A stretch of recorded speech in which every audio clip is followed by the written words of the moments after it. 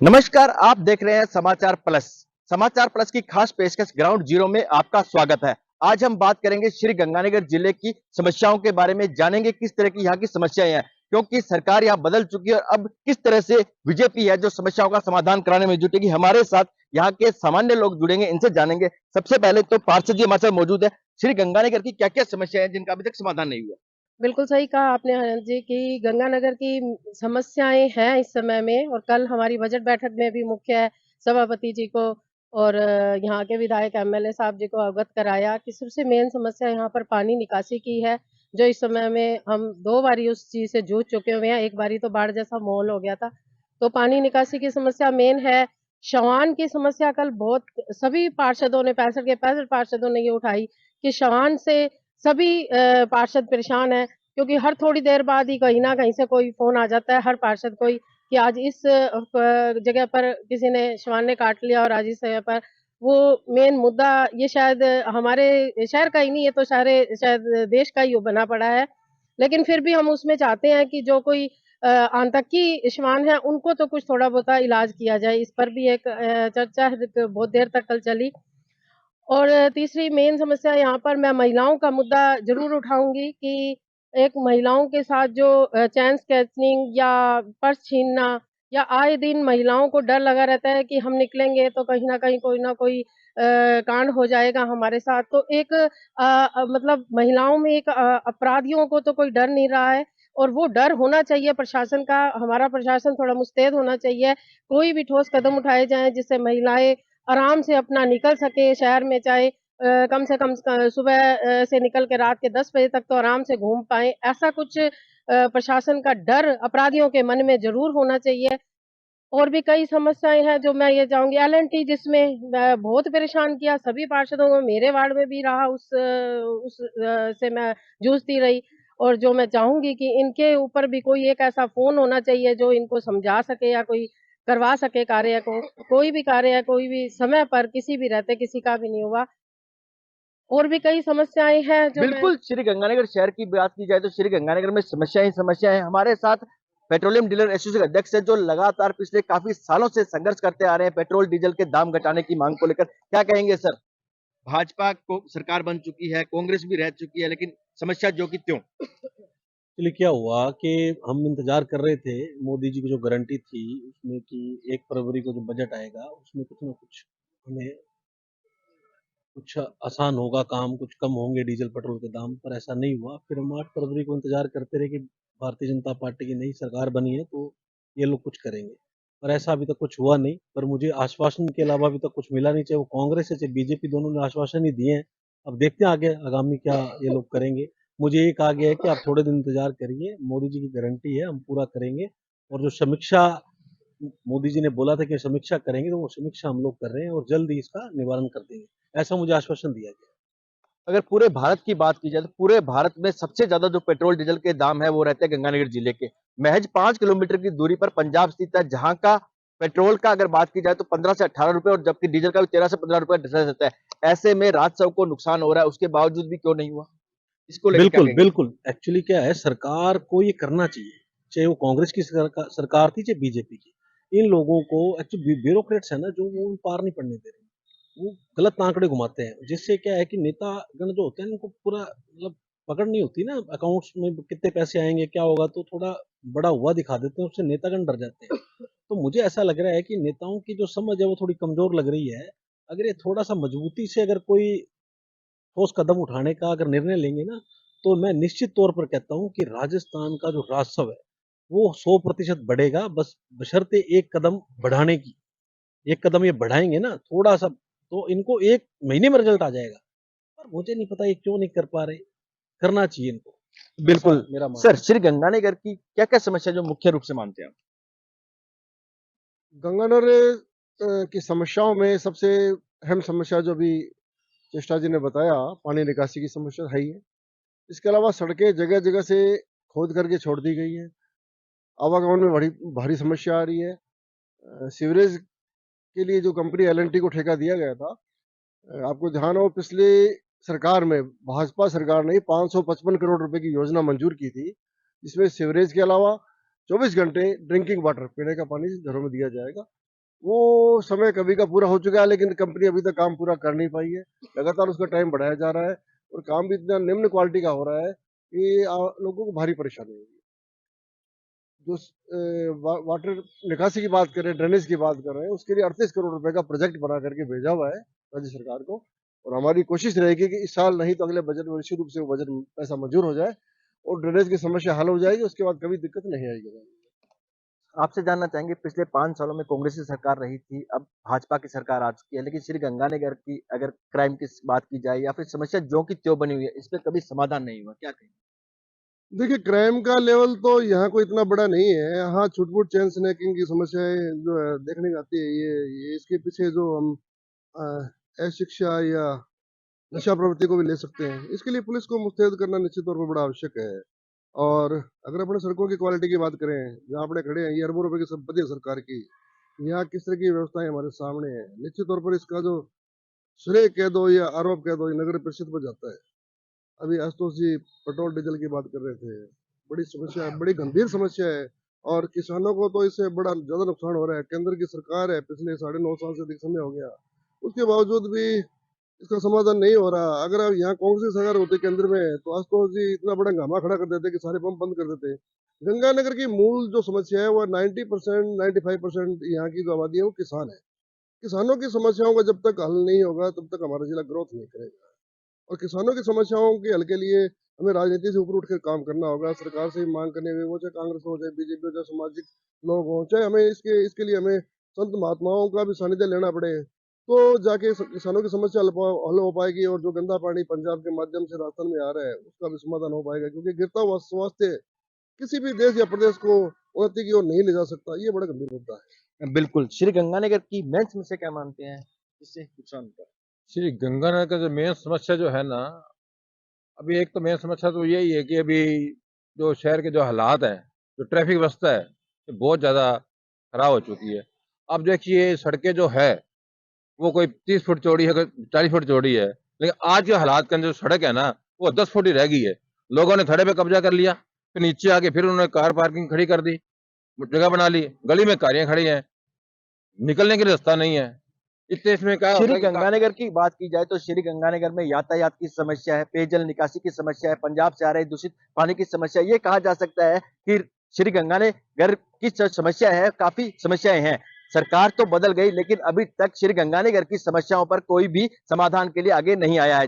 हालांकि श्री गंगानगर के विधायक है जो भाजपा से जयदीप बियानी है, वह भी उन्होंने भी अपने स्तर पर टोल फ्री नंबर भी लागू किया है कि जिससे आमजन अपनी समस्या जो पहुंचा सके और उसका समाधान कर सके, लेकिन ऐसा श्री गंगानगर में देखने को नहीं मिल रहा। जी सर, क्या कहेंगे समस्याओं को लेकर? समस्या ये जैसे कि हमने ट्रैफिक की बताई सोनी जी ने, अब मीरा चौक है, किसी चौक से आप कहीं चल जाओ, शहर के अंदर कब्जे की बहुत ही तगड़ी मतलब कि लोगों ने कर रखा है। अब आप मीरा चौक से पुल से आते हो, यहाँ रोज शाम को जाम लग जाता है। एसएसबी रोड तक पूरा जाम रहता है। रोज हमारे एसएसबी रोड पे एक्सीडेंट होते हैं। ठीक है। और सबसे बड़ी समस्या एलटी की है।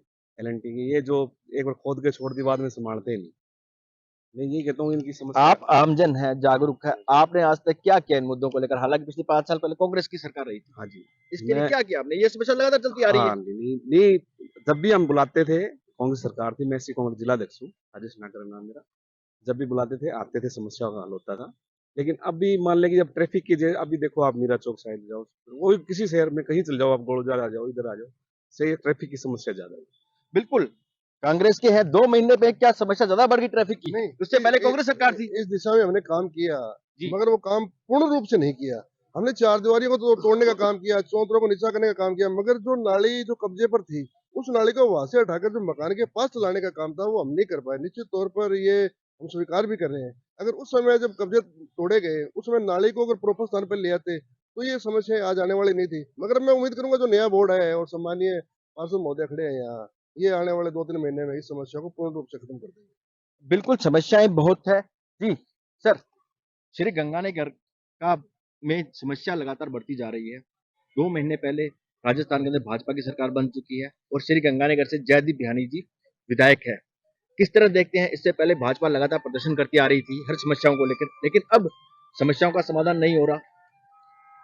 देखो कोई भी सरकार हो, सरकार आई है, नए लोग हैं, नई व्यवस्थाएं हैं, नए अधिकारी गण हैं, तो अभी धीरे धीरे देखो हर चीज को होने में समय लगता है। ऐसा कुछ नहीं है कि गरम गरम तवे पे नहीं बैठा जा सकता, क्योंकि सब काम धीरे धीरे, कम से कम सरकार को 100 दिन का समय देना चाहिए, उसके बाद इसमें बातचीत करनी चाहिए कि समस्याओं का समाधान हो रहा है या नहीं हो रहा।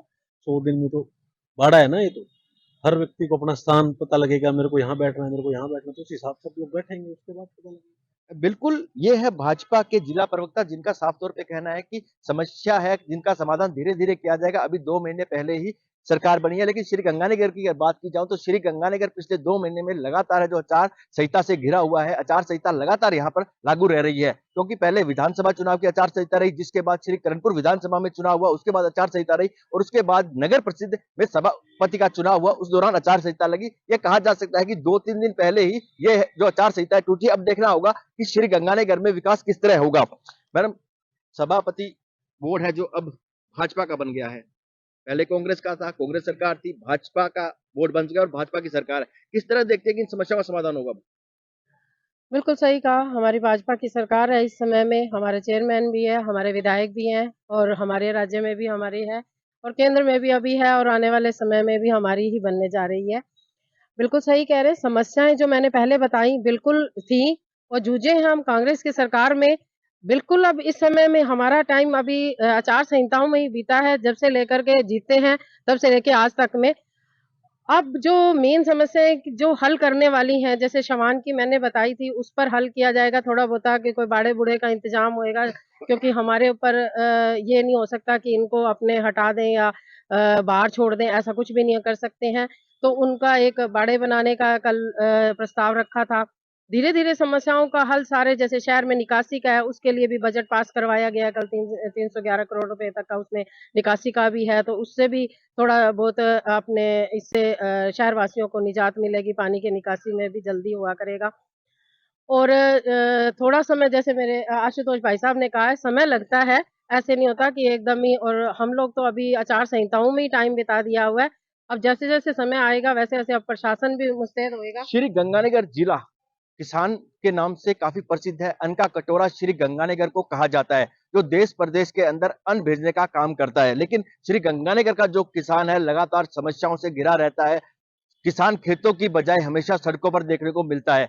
अपनी मांगों को लेकर लगातार प्रदर्शन करता है। किसानों को सिंचाई पानी समय पर नहीं मिलता, जिससे उनकी फसलें चौपट हो जाती है, बीज नकली मिलता है। इसको लेकर सर क्या कहेंगे, किसानों की समस्या को लेकर? किसानों की समस्या जायज़ है, किसान दबा हुआ है। किसान कई सालों से, अभी से नहीं है, कई सालों से किसान दबा हुआ है। तो किसान को उभारने के लिए जैसे मोदी जी ने तो योजना चला रखी है, जो किसान सम्मान निधि योजना देते हैं, और आगे भी बीज वगैरह और कई योजनाएं हैं। और राजस्थान में भी खास कर करके आपको ध्यान हो तो आपके चैनल के माध्यम से बताता हूँ, भी जो एमपी मध्य प्रदेश से जो अनुबंध किया है, उससे पानी आएगा तो किसान खुशहाल होगा। किसान खुशहाली के लिए तो नरेंद्र भाई मोदी जी हमेशा ही कार्य करते हैं और करते रहेंगे। यही है हमारा तो। श्री गंगानगर का जो किसान है वो लगातार धरने प्रदर्शन करता रहता है और हमारे साथ श्री गंगानगर के किसान नेता हरविंदर जी है। हरविंदर जी, किस तरह की समस्या है जो किसानों को लगातार रहती है? देखिए, अभी पूरे देश का किसान आंदोलन कर रहा है, स्पेशली पंजाब, हरियाणा, राजस्थान, उत्तर प्रदेश। पंजाब में किसानों ने दिल्ली कूच के लिए आह्वान किया था 13 तारीख को। हमने भी कल यहाँ गंगानगर इकट्ठा होके यहाँ से दिल्ली जाने का प्रयास किया, लेकिन यहाँ लोकल प्रशासन ने हमें डिटेन करके वापस गंगानगर छोड़ दिया। हमने बढ़ने का प्रयास किया था पंजाब की ओर, लेकिन सरकारें की ये आप कह सकते हैं कि सरकारों का ये नाकामयाबी है कि किसानों की जो समस्या है उनको सीरियस नहीं लिया नहीं जा रहा। स्पेशली गंगानगर में देखें तो गंगानगर में आज डीजल और पेट्रोल के रेट पूरे देश से ज्यादा है। चाहे कांग्रेस की सरकार रही हो, चाहे बीजेपी की सरकार रही हो, किसी ने भी इस तरफ ध्यान नहीं दिया। और इसको हल बहुत आसानी से किया जा सकता था, पेपर डिपो बना के इसको हल किया जा सकता था, वैट कम करके इसको हल किया जा सकता था। लेकिन आज तक किसी भी लोकल जो जितने भी एमएलए या एमपी आए हैं, उन्होंने भी इस और ध्यान नहीं दिया। दूसरा मैं कहूँगा, बीजेपी की सरकार आई है, देखो कोई भी सरकार आती है वादा करके मैनिफेस्टो देकर आती है। बीजेपी सरकार ने ये कहा था कि किसानों को 2700 रुपया गेहूं का मूल्य दिया जाएगा, लेकिन वो आते ही अपने पहले वादे से ही वो मुकर गए। जो 2700 की जगह उन्होंने 2400 का निर्धारण किया, इसका कोई भी जवाब उनके पास नहीं है कि ऐसा क्यों किया गया। एमएसपी जब पिछला किसान आंदोलन था तो उस समय हमारे नरेंद्र मोदी जी ने कहा था कि किसानों को जो फसल है उसके लिए एमएसपी का कानून बनाया जाएगा, लेकिन कानून नहीं बनाया गया। संपूर्ण कर्ज मुक्ति का कहा गया था, उसके लिए भी कोई कानून नहीं बनाया गया। लखीमपुर खीरी में जो किसानों पर तशद्दुद हुई उसका भी कोई हल नहीं हुआ। स्वामीनाथन की रिपोर्ट के अनुसार एमएसपी तय किया जाएगा, उसका भी नहीं किया गया। सभी कारणों के कारण हरविंदर जी, मेरा एक छोटा सा सवाल है। सभी किसान की समस्याएं एक है, सिंचाई पानी की हो, बिल्कुल लेकिन संगठन लगातार अलग अलग हैं। संगठन भाजपा के साथ भी जुड़ रहे हैं, कांग्रेस के साथ भी जुड़ रहे हैं, और कुछ किसान है जो लगातार अपनी मांगों को लेकर धरना प्रदर्शन भी कर रहे हैं। ऐसे में किसान एक क्यों नहीं है? देखो जी, किसान तो बिल्कुल एकजुट है। एकजुट होके ही पंजाब की आप देखोगे तो आज हजारों ट्रैक्टर ट्रालियां सिंघू बॉर्डर पर खड़ी हैं, हजारों की तादाद में। आप देख सकते हैं, हमारे भी बहुत सारे साथी कल रोका गया, इसके बावजूद हमारे साथी बहुत सारे आज सिंघू बॉर्डर पर पहुंचे हुए हैं। बहुत से गाड़ियों के साथ वो सिंघू बॉर्डर पर पहुंचे हैं। इसी तरह सभी जगह किसान एकत्रित है, इकट्ठा है। जो किसान पंजाब के किसान संगठन है, हमने उनसे भी अपील की है कि सारे एकजुट होकर इस लड़ाई को लड़ना होगा, तभी सरकार जीतेगी इसकी। बिल्कुल, किसान है जो लगातार अब अपना धरना प्रदर्शन शुरू कर चुके हैं और दिल्ली को घेरने का काम कर रहे हैं। सर, क्या कहेंगे किसानों की समस्या को लेकर? लगातार किसानों की समस्या बनी रहती है। आप ठीक कह रहे हैं। हिंदुस्तान का किसान आज से नहीं, आज़ादी के बाद से ही लगातार संघर्षों में रहा है। लेकिन अगर आप आंकड़े देखेंगे तो किसानों की आय में वृद्धि भी हुई है। एमएसपी की अगर हम बात करें तो एनडीए सरकार आने के बाद में पिछले 10 सालों में लगातार हर वर्ष एमएसपी बढ़ाई गई है। और स्वामीनाथन आयोग की रिपोर्ट के मुताबिक 1.5 गुना जो है लागत का वो किसानों को मिले, इसके लिए सरकार प्रयासरत रहे लगातार। कैसे आय बढ़ाई जा सकती है, नई नई तकनीक कैसे इस्तेमाल की जाए। अभी यूरिया के अंदर और में नैनो यूरिया आई, जैसे हो रही, तो ऐसा नहीं है कि सरकार चिंतित नहीं है। हाँ, जो समस्या है आ रही कि एमएसपी पे पूरी खरीद नहीं हो पाती। अगर एमएसपी पे पूरी खरीद हो जाए, मैं समझता हूँ किसानों की समस्या काफी हद तक इससे हल हो सकती है। दूसरा, पानी का उपयोग जो है, क्योंकि पहले हमारे यहाँ पानी बड़ी मात्रा में उपलब्ध था, तो हमने पानी का जिस तरह से उपयोग किया है खाड़ों के अंदर और इस तरह से पानी बहा करता था, बचपन में हम देखते रहे। तो अब पानी की जैसे जैसे शॉर्टेज आ रही है, एरिया बढ़ रहा है, तो हमें इस बात को समझना पड़ेगा कि पानी का अधिकतम उपयोग कैसे किया जाए। इसके लिए नहरों को पक्का करने का काम है, खालों को पक्का करने का काम है। अभी फिरोजपुर फीडर के लिए डीपीआर तैयार करवाई है हमारी सरकार ने, और जल्दी ही उस पर काम शुरू होगा। जो पानी की सीपेज हो रही है, चोरी हो रही है, उसको रोकने का प्रयास भी किया जाएगा। ऐसा नहीं किसानों को लेकर चिंतित नहीं है, लेकिन जल्दबाजी में बगैर सोचे समझे उसके क्या परिणाम होंगे, ऐसा कोई कानून लाया नहीं जा सकता जिससे बाकी वर्ग प्रभावित हो। बिल्कुल, एक तरफ कांग्रेस है जो किसानों का साथ दे रही है, दूसरी तरफ पिछले 5 सालों में लगातार कांग्रेस की सरकार थी राजस्थान के अंदर, उसके बावजूद भी किसानों को सिंचाई पानी समय पर नहीं मिला। किसान हमेशा सड़कों पर रहा खेतों के बजाय। देखिए, जो ये जो केंद्र से जुड़े मामले हैं, उन्हें अगर अपने राज्य सरकार पर डाल देंगे, तो मैं ये समझता हूँ कि ये थोड़ा सा मामला अलग हो जाता है। केंद्र की जो सरकार है, ये 9.5 साल से अधिक समय हो गया इसे आए हुए, और अब ये देख रहे हैं, समझ रहे हैं। न जाने कितना समय अभी इनको और लग जाएगा देखने और समझने में। तब तक इसका ये दूसरा काल भी करे भी पूरा हो जाएगा। मगर इस अमृत काल में जिस तरीके से किसानों पर डांगे बरसाने में कोई सोचने की इनको आवश्यकता नहीं है। इनके पानी जहाँ जो किसान ठहरे वहाँ इनकी बिजली और पानी के कनेक्शन काटने के लिए इनके पास समझ है।